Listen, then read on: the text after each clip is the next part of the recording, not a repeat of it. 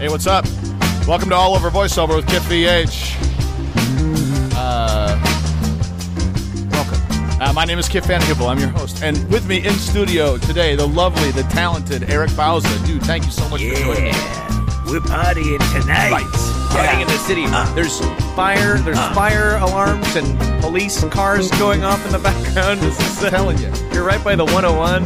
Right there. It's got every single thing you would possibly want. It's never a dull moment. It's very exciting. Dude, Wow. thank you so much for coming in. Thank you for having me. It's my pleasure. This is kind of unreal just because of how plug and play, easy peasy you make it seem. I'm sure if I were behind the board, I'd be like, I've been here since 5 a.m. I reupholstered the walls. This is all your work. I could see your handprints on the walls. That's right. Here. I put my handprints on. It's sort of like the Genesis Invisible Touch album. Yeah, exactly.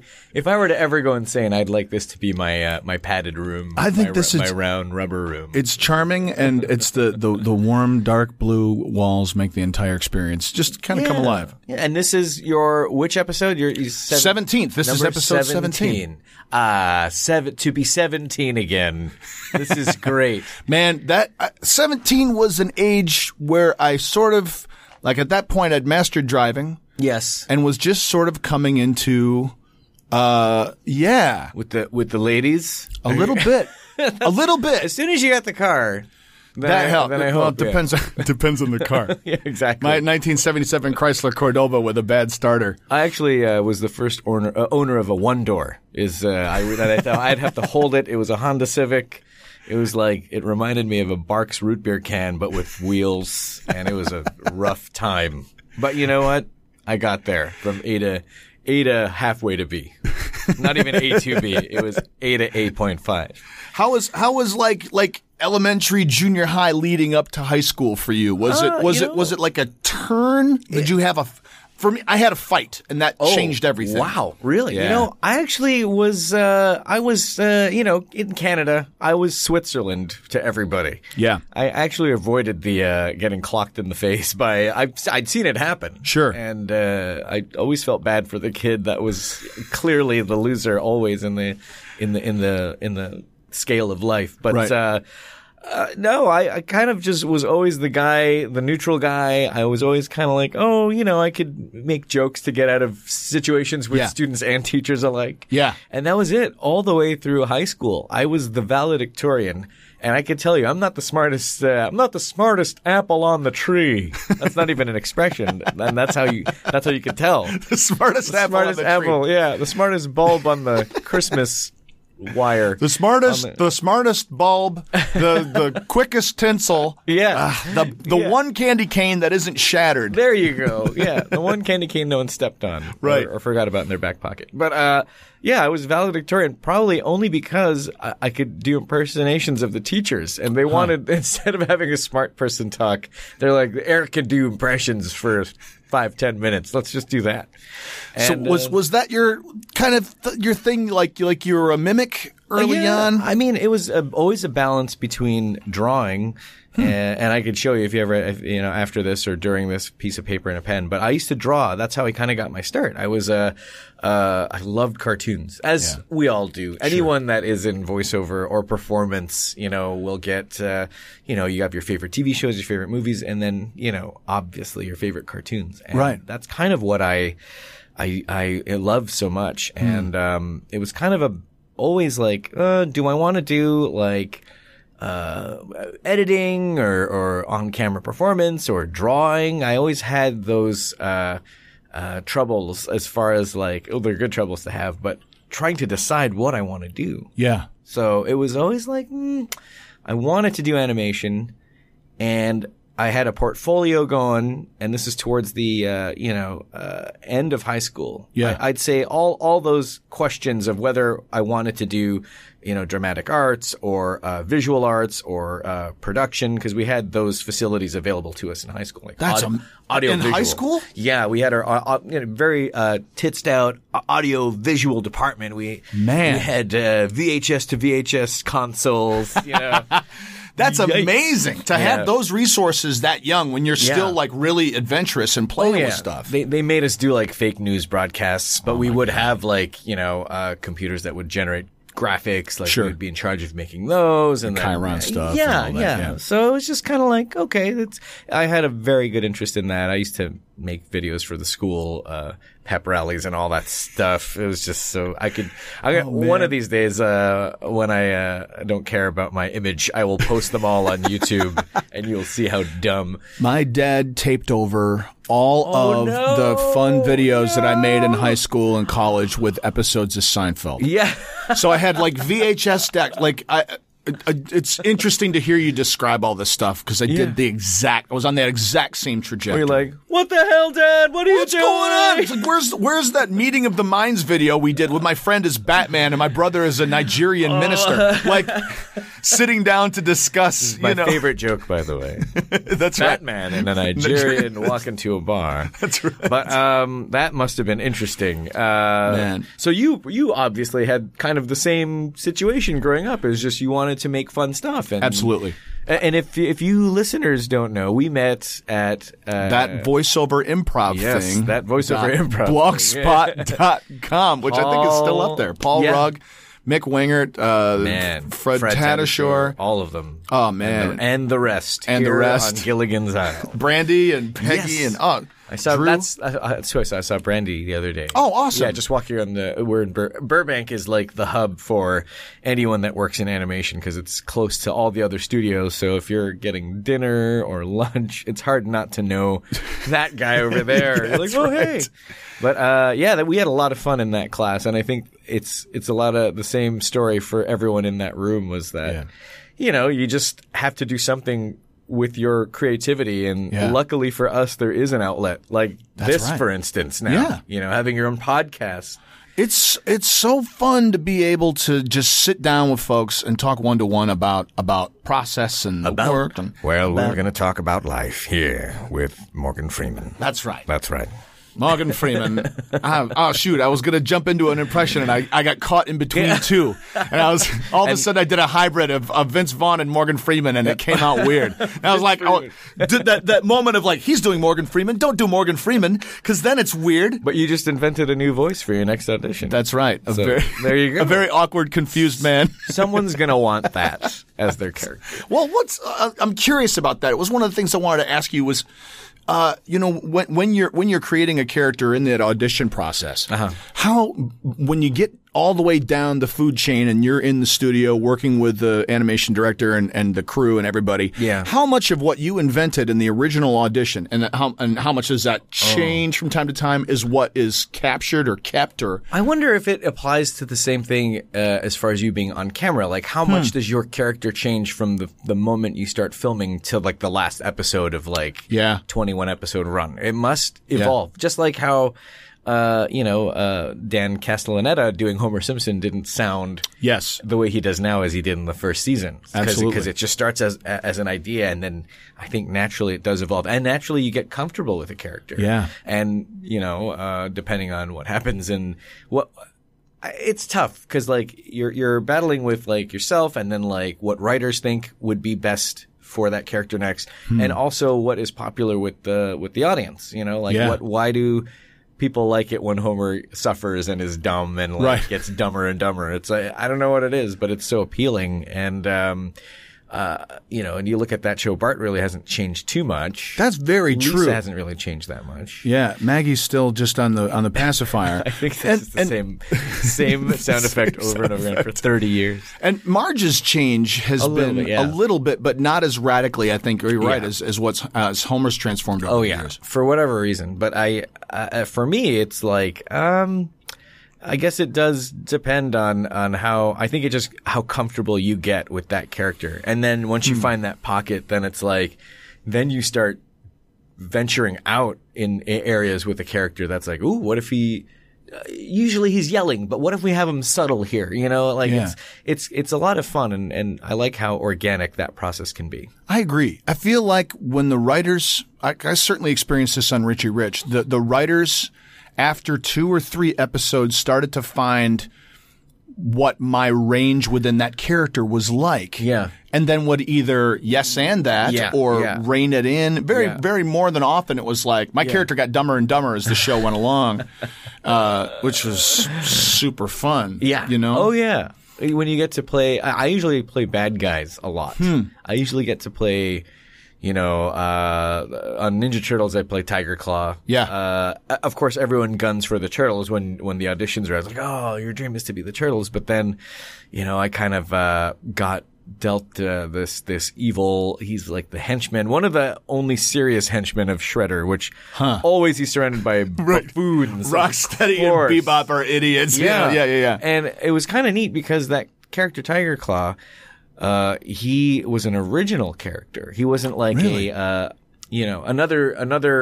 dream, of course, is to step into a legacy character, popular ones like Rocksteady or Bebop or Krang or whatever. Sure. But I was kind of lucky to get this new character.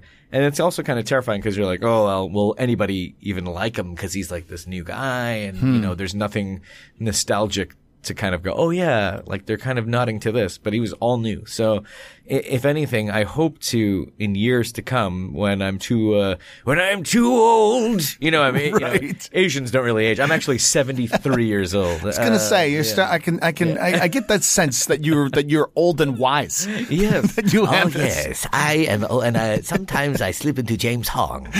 That's right. Your lucky numbers are 14, 12, no. Yeah, I hope that one day another younger guy can come in and provide the voice for Tiger Claw. It would be interesting to see, if you look up, Leonardo, Raphael, Bugs Bunny, you'll see like 14 different people doing that character that everyone loves so much. So my dream is to hopefully see like 7 or 8 new generation kids taking on this character. It'd be a lot of fun. Oh, that's so cool to originate a character in that world. Yeah, because as soon as people knew, they're doing a new Ninja Turtles, like who knows? It's such a weird idea already, and it went on for a long time, like the original run of Ninja Turtles, and then even incarnations in movies after the original series. So when they said, we're doing, I think it was 2014. Has it been that long? I think that's right. 13, 14, and it's been going great.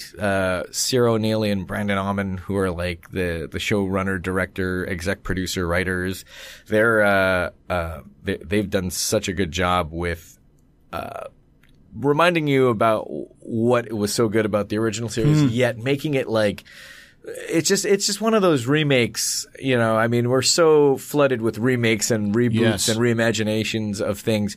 But this one's really, really good. I gotta say, it's like one of those, okay, well, they're doing it justice. They're kind of like, they know it could have been cheesy, but they're very serious about making it good. And I think the fans, they deal like very smart cues to the fans. And I think the fans are like, yeah, this is actually really good. It's kind of like what made Tim Burton's first Batman picture. Oh, yeah. Where it was like, you're going to do Batman, but you're going to take it seriously. Oh, my gosh. And invest in it what Frank Miller is putting into it, what Alan Moore is putting into it, and making these wonderful things.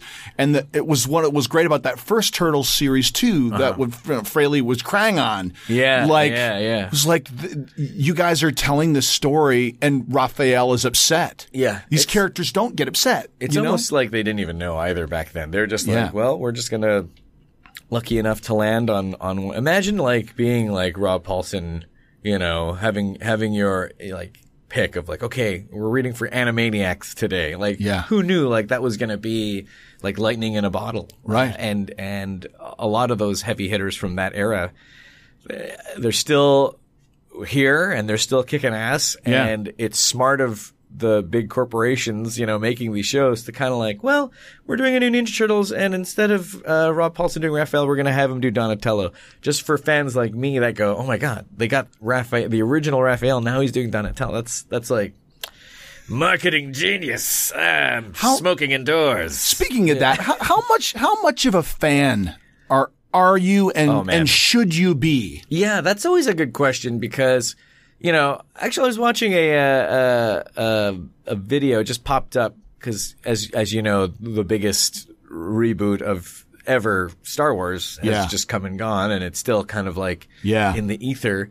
It's like the people that are cast as new characters. It's like, how did that feel for them to walk on set?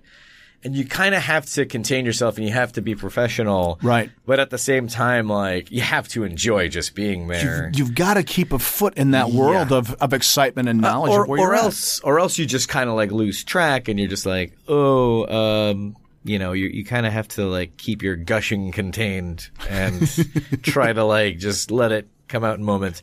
I always have trouble like, oh man, it's like, oh, everyone's so involved with the selfies and the taking pictures. So I've kind of eased off of that. I was doing it a lot like a year or two ago, and things were just kind of, the wheels were starting to go. And I was like, you know what, I'll just, you know, I like working with these people, and I don't want to be that guy that you're going to see again go, hey, let's just make sure that I don't have a double chin in this picture. Right.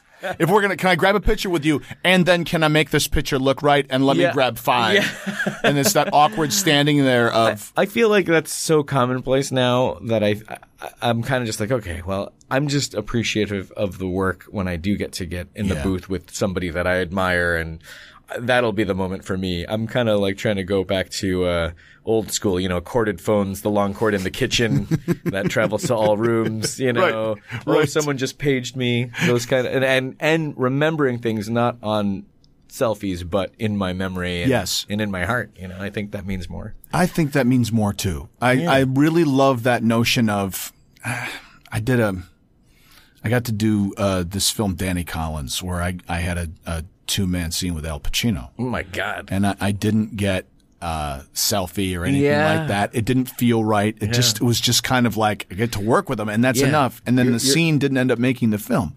Okay. A clip of it. So it was like the thing that I was sort of like, at least I have the DP shot my selfie. Yeah. Exactly. And you go, I hold that experience. Yes. Yeah. And I think it's just that experience alone is the thing that's going to make you better as a performer too. It's, you know, anyone can get a selfie, who knows, but, how many people can say they did a scene with like Al Pacino? It's kind of crazy. It is a little crazy. But to get back to the whole like voiceover, the whole transition, the original thought, it was just like a lot of like back and forth between, do I want to draw? Do I want to act? Or how do I go about doing any of it? And I went through it all backwards. I kind of went to school for broadcasting, then I interned at an animation studio, and then it was just so weird. But what did you do at the animation studio? Oh man, photocopies for starters. I was the best photocopier ever. I worked at the studio that produced the original Ren and Stimpy show. No kidding. And I worked with the creator, John Cristofalusi. I ended up doing anything and everything except voice acting. He was always pretty like the school. If you've ever heard of Spumco or know of people that came from that smaller, it was a smaller, studio, not like Warner Brothers or Nickelodeon or Disney. It produced stuff for Nickelodeon, but it was kind of in its sense like a rebel school of like, not rough and tough. Animators are hardly ever rough and tough. Look at this pencil. I'll take your eye out. Yeah, no, it was kind of just like, hey, like people that maybe didn't go to college went here, or people that just wanted to learn from John because he had such a high regard. The show spoke for itself, you know, like the right combination of people in the original run. You know, Vincent Waller, Jim Gomez, Bob Camp, John Kay, Lynn Naylor. Like, look up these people and see what they've worked on. And they were all kind of like put in this studio because they're all colleagues. And at the time, they probably were the ones that were working on the 80s cartoons that I grew up loving so much. Yeah. And in their eyes and in their hearts, they're like, man, these are just big commercials for toys. We want to make cartoons that were like the old Looney Tunes and the old Hanna-Barbera. Tex Avery stuff, really edgy, pushing the boundaries of what you can do. Might not necessarily be for children's television, like most of those old school cartoons were. They were just kind of like, we're going to make this for more or less for adults, I think, when they were like being shown in movie houses before newsreels and all that stuff. Right. And that's kind of like what Ren and Stimpy was. It was like a callback to that era that inspired them. And then me growing up, like I loved the show so much, I was just like, I saw this ad on the internet and they're like, we're making web cartoons. This was like 1999. And were you here then, or were you still in I was still in Canada. And in Toronto? Is that where you're from? Oh, yes. This is well, there you go. The Toronto, hat is a dead giveaway. Also a kick me sign for any Dodger fan out there. They're like, oh, it got bad. I thought from behind when I saw the blue on your head that we were on the same team, but we're not. Yeah. I was wondering why my foot was cold. It should be up your butt, man. Yeah, so I'm a Dodger fan. So, so I actually interned there at Spumco because I was my last year of college and I was like, you know what? I'm just going to go. I'll work for free. And it was an amazing experience. I was here. I turned 21 in Los Angeles in 2001. And all the friends that I made is what made it all worth it. Because after I finished the internship, I ended up going back to Canada to finish school. Yes. And then everyone that worked at the studio kind of like, things were winding down and people left to go work at Warner Brothers and Disney. Yeah. And then I got called back. Like all the friends that I made, they're like, you should just move back. I'm like, well, it's easy for you to say, hey, I don't have, it's not that easy when you're doing it from here. Yeah. Back then I had a reason to come. Yeah, exactly. No. I had an identical experience where my senior year of college, my fall, I was here, exactly 10 years. Wow. I think I'm exactly 10 years older than you because I turned 21 when I was out here in 1991. Oh, wow. And, I interned at a talent agency and learned so much in that time. That's the thing. It's like, that's why it was so weird. It was like, I went to school for certain things, but what you learn on the job is ultimately trumps anything. Absolutely. And being able to just do the photocopies. Oh yeah. And doing all that the stuff that no one wants to do. That no one wants to do. Yeah. And it just gives you that freedom of observing all of it and taking it all in. You kind of just are the fly on the wall, and now you get to see how things work. And, and number two, just be the person that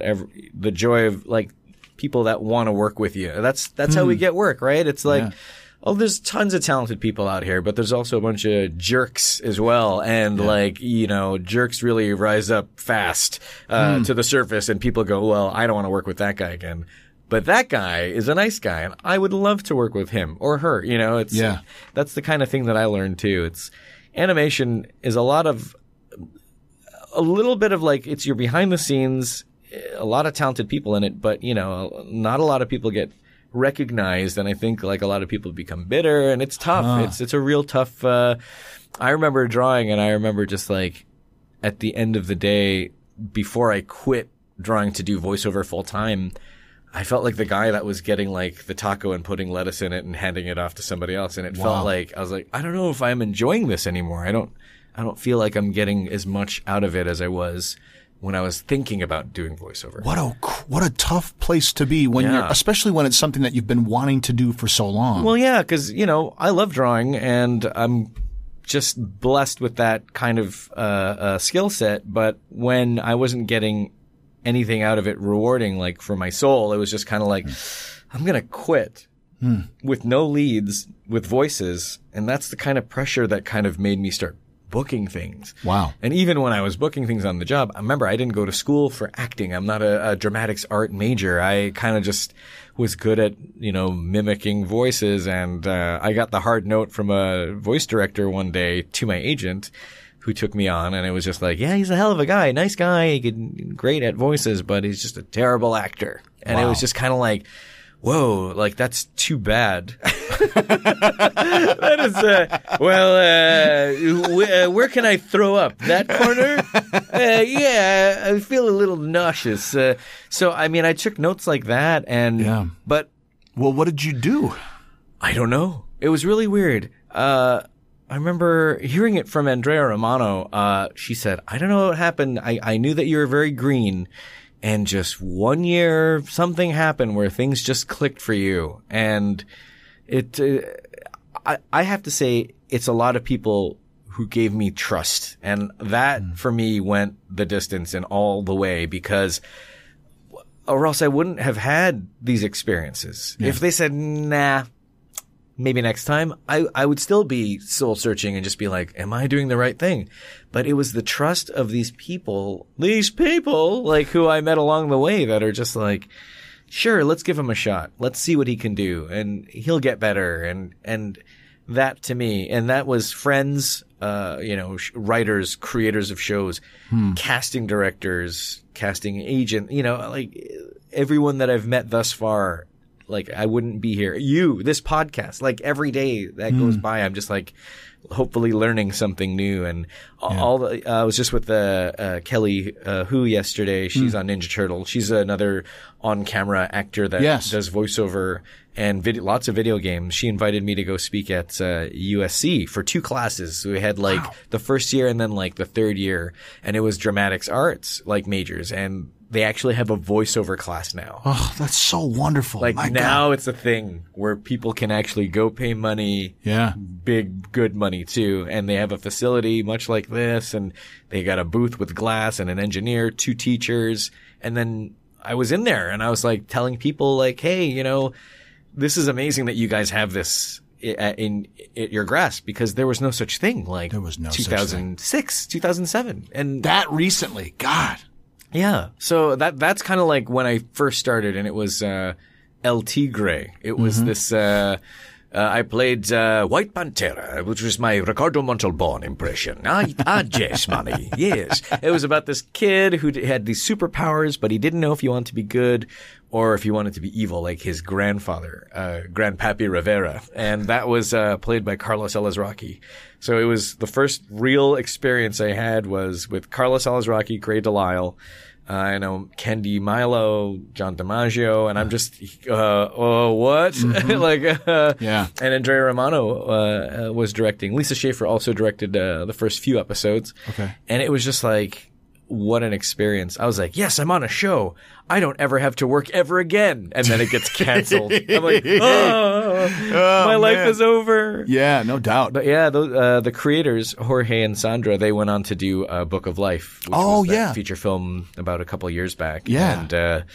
And those 2 alone are the ones that kind of like, and Nickelodeon as well, they said, well, we heard about these Canadians. We'll see how how well this guy performs. And they let me in, and it's been great ever since. So. Oh, that's fantastic, man.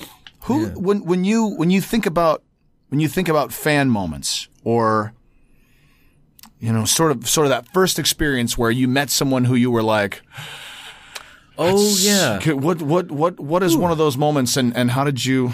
How do you deal with it? How do you there's on the street or in some context, or like at a con, for example, which was just like, I just gave you $40 and here's, For me, it's always been like who you get to meet at work. And again, it's always the unsung heroes, to us are greats, and to anyone on the street, they could be, I remember that character, but they might not remember the person or know the person like you and I do.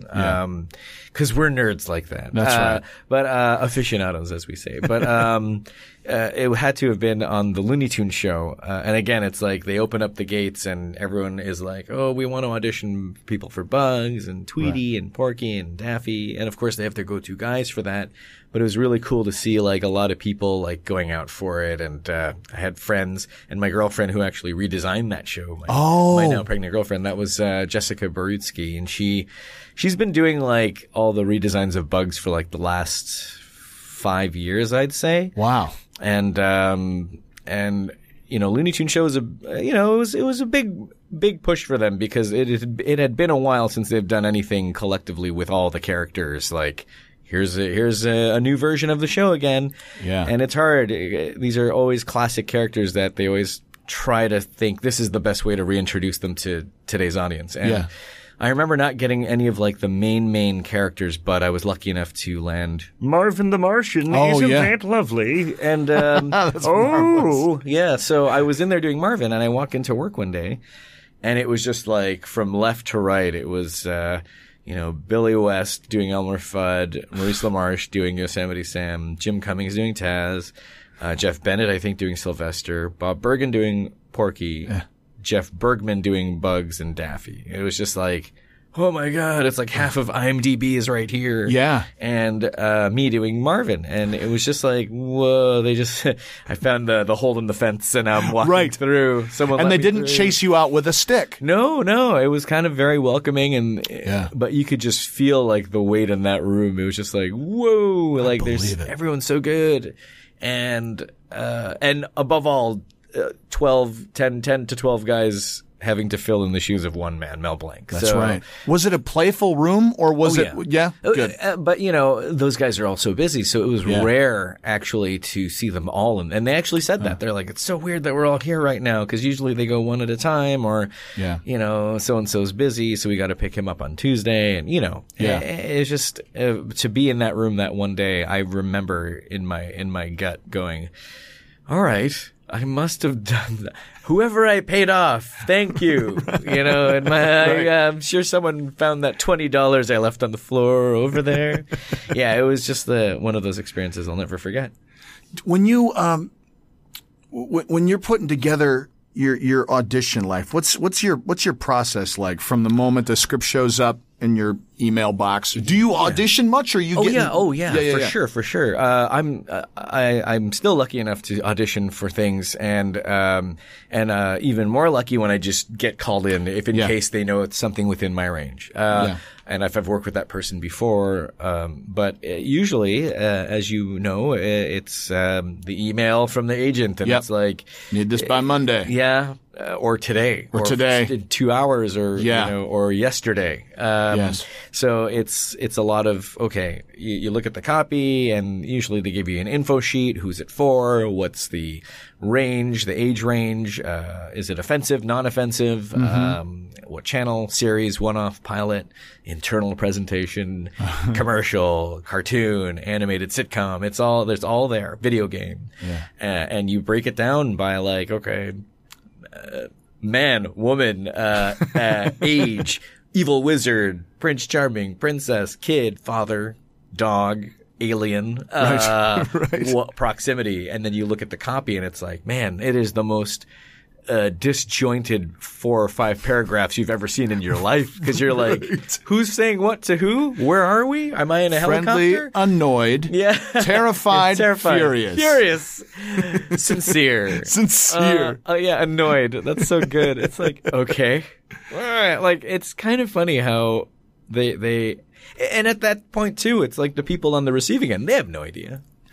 If they had an idea, they wouldn't be writing just out of, but it's just kind of like you have to be able to kind of tap into those emotions. And as an actor, I got to ask you, like, what do you like? I mean, you must have like these go-to moments in your life or feelings that you could draw from that kind of lend itself to these. For me, it's less moments in a life. I wish I was more method than I am. I feel like I know the trappings of, you know how annoyed sounds. Yes. So I'll be more clipped. Yeah. Or short with someone, whatever my annoyed would be. Yeah. Sometimes I'll listen back and go, that isn't annoyed. Yeah. That is the farthest thing from annoyed. That sounds polite. Yes. You know? Yes. And sometimes that's the danger I feel of self-direction, or a lot of times. Do you often get to go into the booth at the agency? Yeah. Do you prefer that? Yeah. I always prefer it. Lately I haven't gone in more because either it's been. Oh my God. Traffic. I'm like. And I'm lucky. I live maybe 50, I'm at CESD, so I live maybe 15 minutes away from there. Oh, wow. So it's never that bad, but it really comes down to, like, this is so inside baseball. So if I get there by 9:20, I got a good chance that I'll probably be out in under an hour. Yeah. If I'm there by 9:30, forget it. Yeah. Because there's gonna be 1 or 2 people, but the 1 or 2 people who are there straight out the gate are carrying a stack. Right. So it's like, it's insane. Like, I like reading at home because of just the luxury of just, I'll be in the closet yelling. Don't worry, it's just me in there. You've had those late night, I need this by tomorrow morning. Or oh my God. Or that feeling when you go through your email box, amidst all the other miscellany, there's a couple stars in Gmail for me where I'll put a star in it and be like, oh crap, I totally missed that copy. This. Yeah. Or it's either I'm going to be yelling in my closet or I'll be yelling on my way home in traffic because I read 2 lines in a booth 2 hours away from my house and now I have to sit in traffic. I mean, wow. Well, Yeah, no doubt. white people problems, right? Yeah, it's like crazy. I'm like, I should be going in more often because I do love the people. I'm over at SBV and they're very good to me. And Awesome. but yeah, it's that battle, and they know they never see me. And it sucks. But I wish I had. If your schedule gets nuts too, like if you've got a baby on the way, how are you doing with all that? By the way, well, it's a thing. I've been down that road. Oh yeah, no, you're a family man. Yes, I know this. Yes. I mean, look, I'm sure you've gotten 1,000 of pieces of unsolicited advice. Oh, well, I always welcome more because it's one of those, I've never done it. So, and everyone around me, it's amazing how I've gotten to see over the years all of my voiceover friends have their kids and see them grow faster than light speed. Man. And now I'm about to enter that. And everyone's like excited. They're kind of like, Gray Delisle and Jennifer Hale, they're kind of like some of the, the best advisors for me. And I take it from them because they have wonderful kids. And much like yourself, you brought your daughter in. Yeah. To the Yeah, she came all the time. That was so cool. And very well behaved young lady. Yeah. Well, she's a total fan. Oh, yeah. So she's a total fan of like not only animation, but then like of improvisers and funny people. So I mean, look at who her dad is. Well, I mean, it was that for her, like Brandy will bring comic books and then Fred will pay attention to her and Peggy will do stuff and Paul will do stuff and just the way everybody has just sort of been like, oh yeah, well you're part of us. Yeah. And that's one of the unique things about our business often too is that children are our colleagues. Oh yeah. Yeah. Well, they're the target audience. You kind of have to be like, well, what do you like? What makes you laugh? It's amazing how, things are so different from when, our parents grew up to when we grew up to now our kids growing up. It's like, I finally hit that age and generation gap where I'm like, what does that mean? What did he say? Twerking. What? And I'm like, huh? These kids, you cross over into this place of a willingness to accept your lack of understanding of something. And that's a horrible moment where I was like, I don't understand Snapchat. I'm not even going to try. Yeah. And then you have how many apps on your phone do you not click on? I have a couple. I'm just downloading this because someone told me to. Yeah. But I'm not going to use it. The kids on Richie Rich dragged me into Instagram. And then really? Yeah. And then I was like, okay, I get that. Instagram is cool only because it kind of eliminates all like the writing of Facebook. I don't have to say anything clever. Yeah. Just and with Twitter Here's my now. breakfast. Yeah, that's right. Look at that. Breakfast. 80 people like that I'm eating turkey bacon? Yeah. All right. Well, thanks, guys. What's wrong with you people?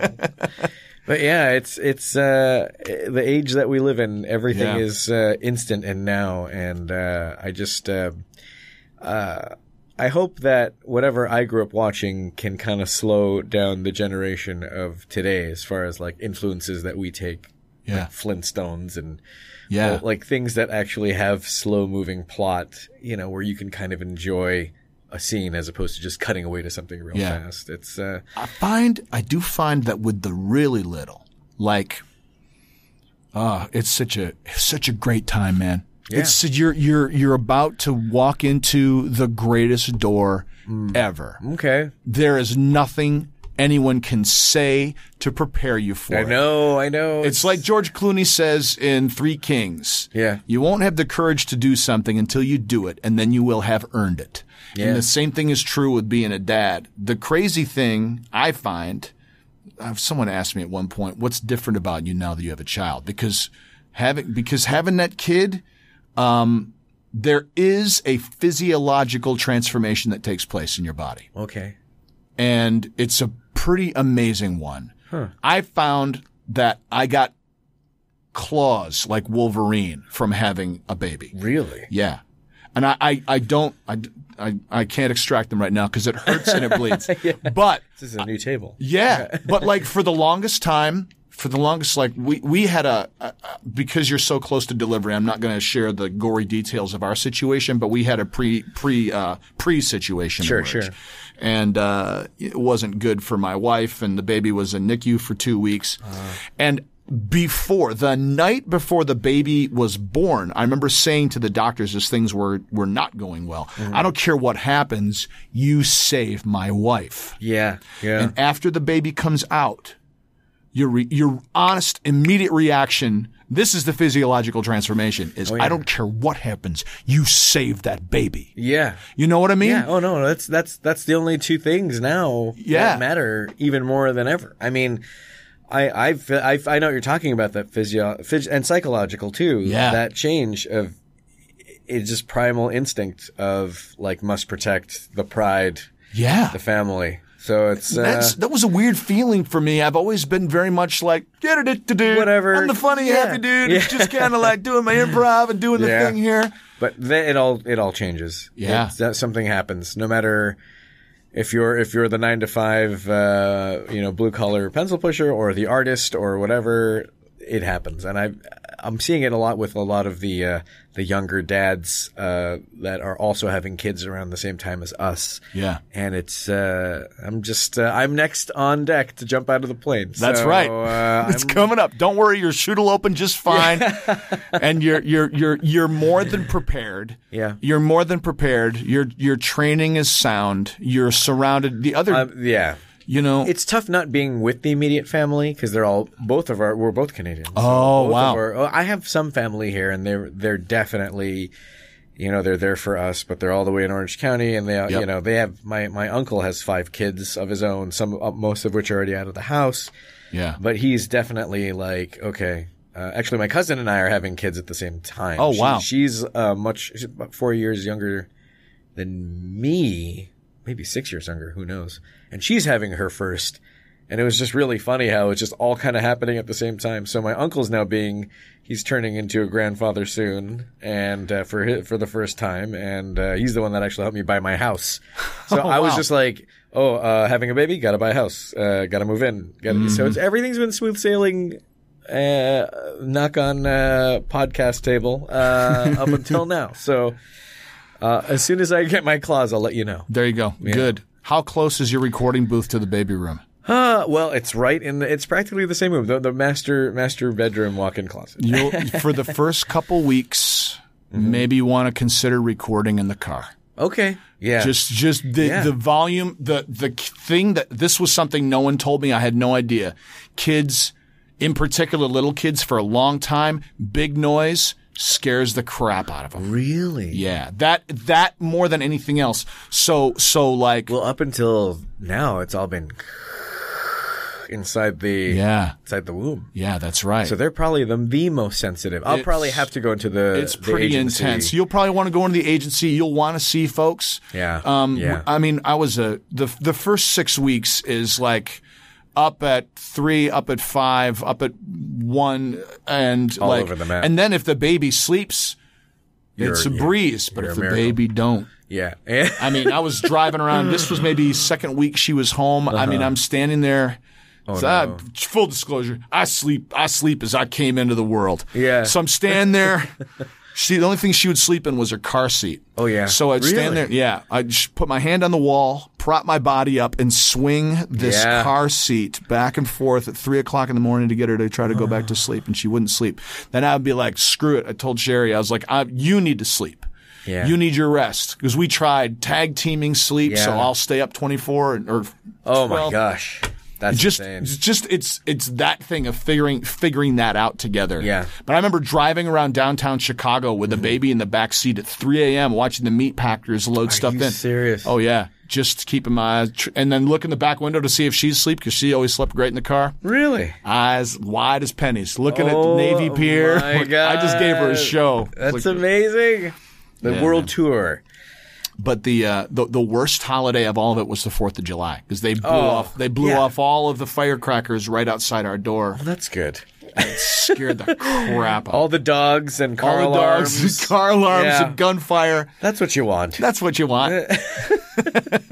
It's just the world ending. Don't worry, go back to sleep. Just go back to sleep. It's okay. Yeah. Welcome. Find your place at the table. This is it.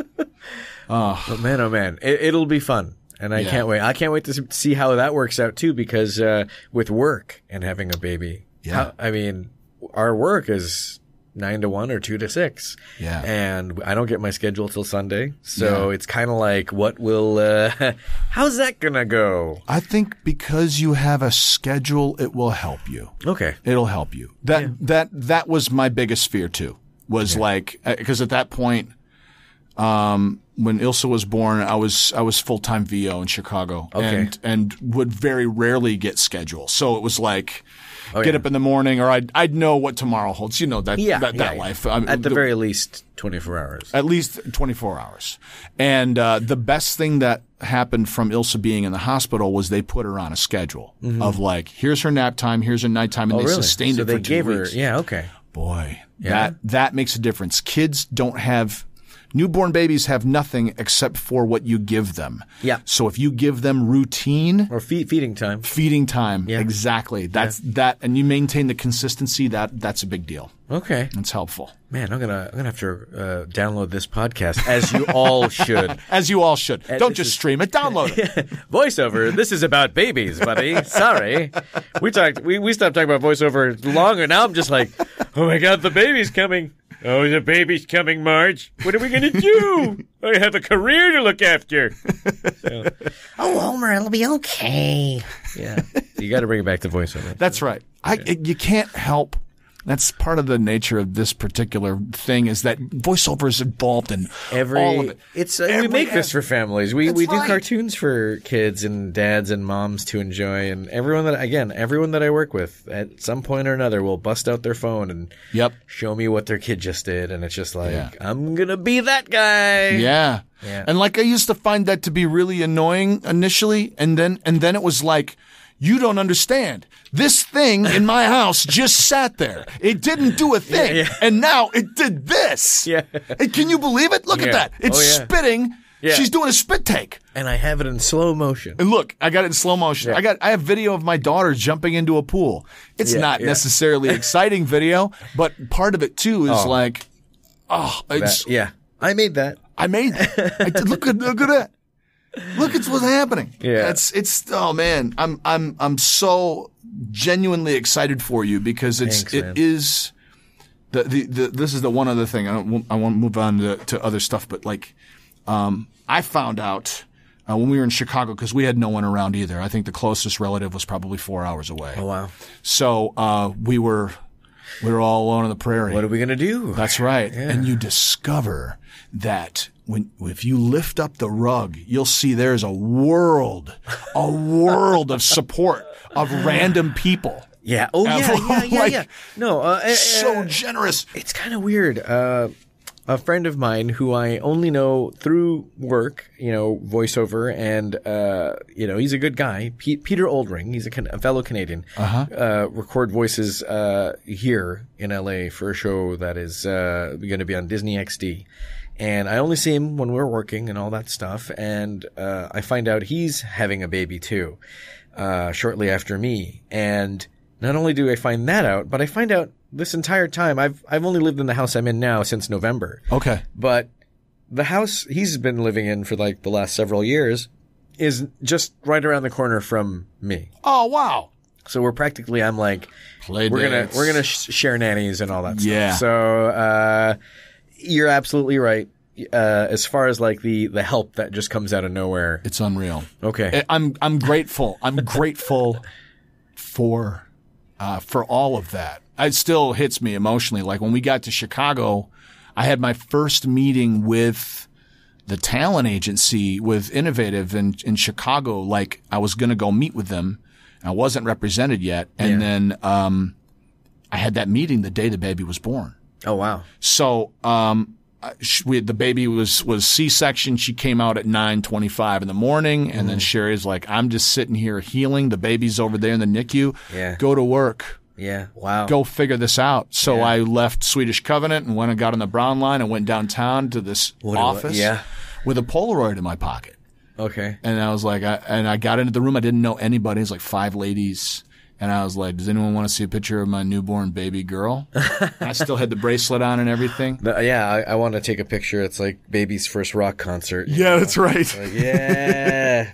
Go team bracelets. The amazing thing about that little photo is it made friends immediately. Yeah, of course. Immediately. You said a group of 5 women? Yes. Dover. Who are still, yeah, that's right. And they're still my friends to this day. Nice. These people who I didn't know, and then someone made lasagna for us and brought food over and all that stuff. Man. It's like, it forces you, even as self-protective as we are of ourselves and our families and sort of our private, and we don't want to impose, how it forces you to open up to the community. Oh yeah, in a cool way. Yeah, you know. No, it's next level stuff. It's you're part of this new the Stonecutters. That's right. Private. You've just gotten a green jacket. Yeah, welcome, congratulations. Yes. You've won the Masters. I'm in. How'd I get in this club? Yeah. Oh, that's how that little drooling, pooping thing over there. That's right. I'm in.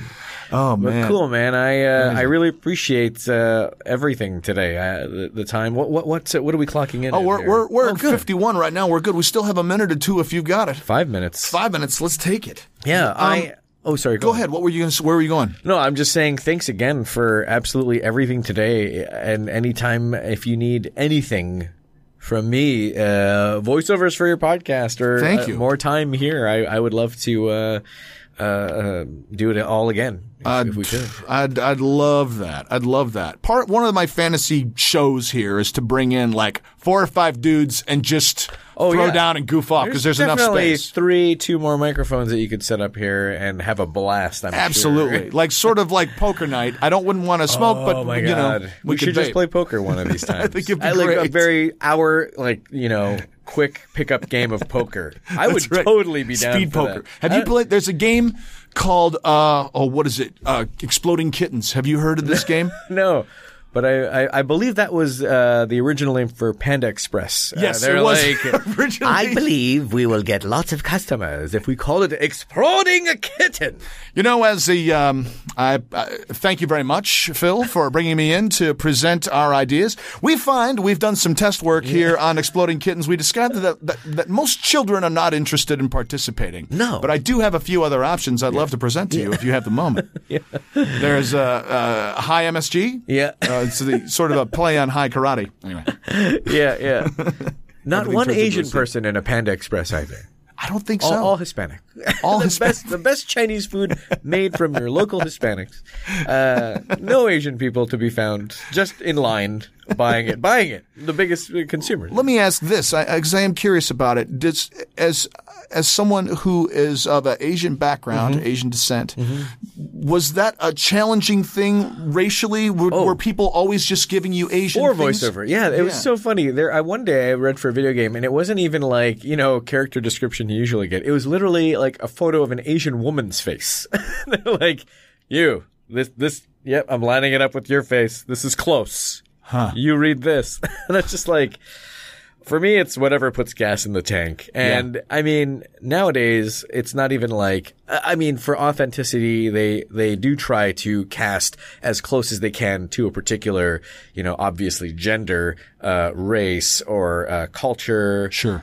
Accents. Of course, like you want authenticity. You don't want, but at the same time, it's like sometimes I'm cast for Asian characters and they don't even want an accent at all. They just want They just want to be able to, if someone Googles your name and finds you, it's like, oh, good, at least an Asian person did that role. But even some of the best Asian roles weren't even done by Asian people. Like on Samurai Jack, they have Aku, which is authentically Japanese, but then they'll have the main character done by Phil Lamar, who is African American black dude. So, and if it works, it works. I think. I don't think that nowadays, especially in voiceover, clearly, obviously in voiceover, if you can make it right for the role, then they'll just go with it, and no one really raises a stink.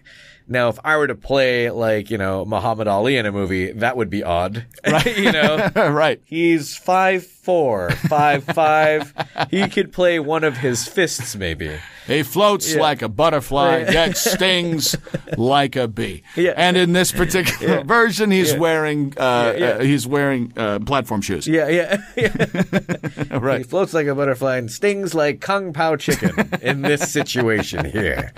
But like I said, whatever puts gas in the tank, I'm happy to do more than all of the Asian roles if you have them. Was there a transition period for you in that, or did folks, for the most part, recognize your skill set and say, do whatever, we're not going to typecast you from that standpoint? Oh yeah, I think it's I'm doing the voice of Puss in Boots. It's Antonio Banderas. It's like not even like the same continent we were born in. It's not even like anything that I ever thought I could even do. It was just a previous experience with the voiceover director and one of the exec producers. They knew they could do like a range in that area.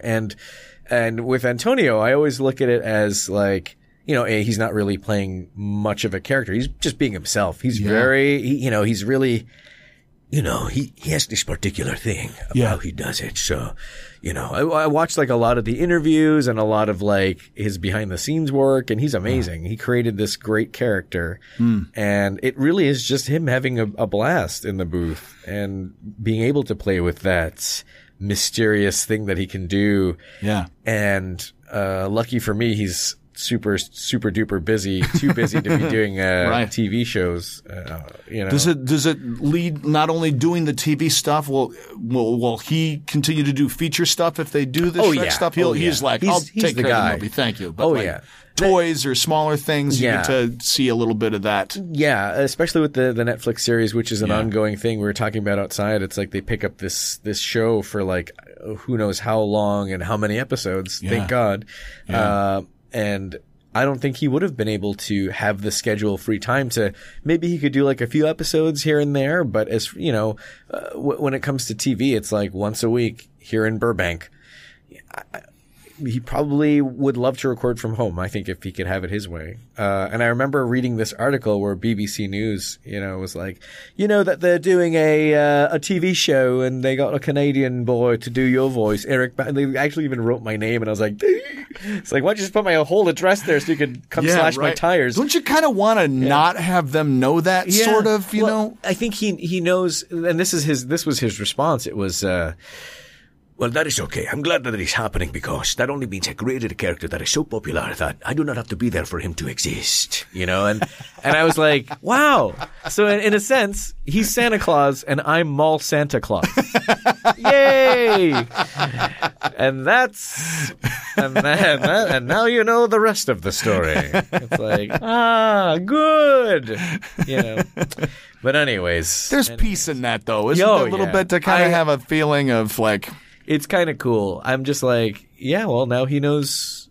Maybe he knows my name. I don't know, and that he is okay with it. Yeah, because he is that grand. I mean, as far as like his performance, he's good, man. He's really good at this character and at that voice, and it brings so much joy to people around the world seeing this little tiny furball have such a most interesting cat in the world persona. So much fun. And I'm so the opposite of him. So in real life. So it kind of makes me laugh. It's cool that there's this spot that you guys intersect. Yeah. In being able to hey, Antonio. He is from here. And I'm a mild-mannered AV background, guy. It's like Superman and Clark Kent exist on the same planet. That's right. Yeah. And they meet in a phone booth. And they pass each other. Or in this case, a litter box. That's right. So, But anyhow, that's awesome. Thank you so much again for having me in. Eric, thank you so much for coming in, coming on the show. How can people? What do you have coming up and playing that you want folks to know about? The currents right now are Uncle Grandpa for sure. I play belly bag on that, a talking fanny pack. But Medusa on Breadwinners, which is wrapping up production. However, they still have so many new episodes to show on Nickelodeon. Tiger such a fun Claw. show. Tiger Claw on Ninja Turtles. I can't see you, Turtles, but I can smell you. And Drift on Transformers. Another Asian character, but is a little bit... They said if James Carradine and George Takei had a baby, which I don't know if it's a transforming robot, apparently. That's right. That sounds about right. And another one, they're wrapping up Ultimate Spider-Man on Disney XD. So yeah, it's been a blessed career, and it's about to get even more blessed with this newcomer, That's right. this little baby. He's going to be the son of a cartoonist and a voiceover artist, so he's going to be the best lawyer you've ever seen. He's going to be right. like, oh, I'm going to do something boring. I'm going to do something boring to spite you. Yeah.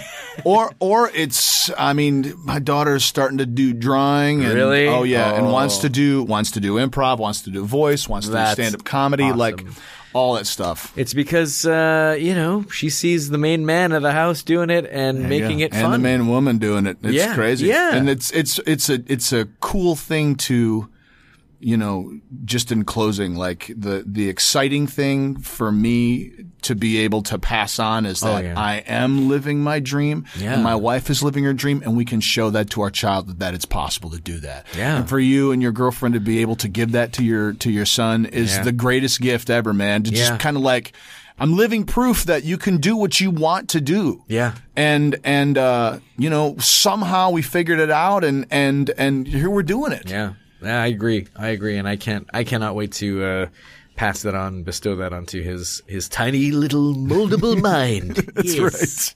Well, I hope you get a ton of sleep and that everything goes smoothly. And how can people find you on social media and stuff? Just at Bauzilla, Bauzilla. That's Twitter, Instagram, all that stuff. So Fantastic. dude, I'm around. Awesome. Eric, thank you so much for joining me in the show. Thank you, sir. And I will definitely take you up on your offer to bring you back. Yes. Awesome. I just invited myself back. That's how it works. That's all right. That is how it works. Invite yourself back and I'll bring you back. Hollywood. And I hope you join me next week with another exciting episode of All Over Voiceover with Kif VH. This has been All Over Voiceover with Kif VH. Thank you so much for listening. If you enjoyed the show, please go to iTunes and give us a positive rating. It truly helps. Follow me on Twitter at KifVH, or on Instagram at KifVH, or on Vero at KifVH. Thanks so much for listening. Talk to you soon. Claim victory and depart the field.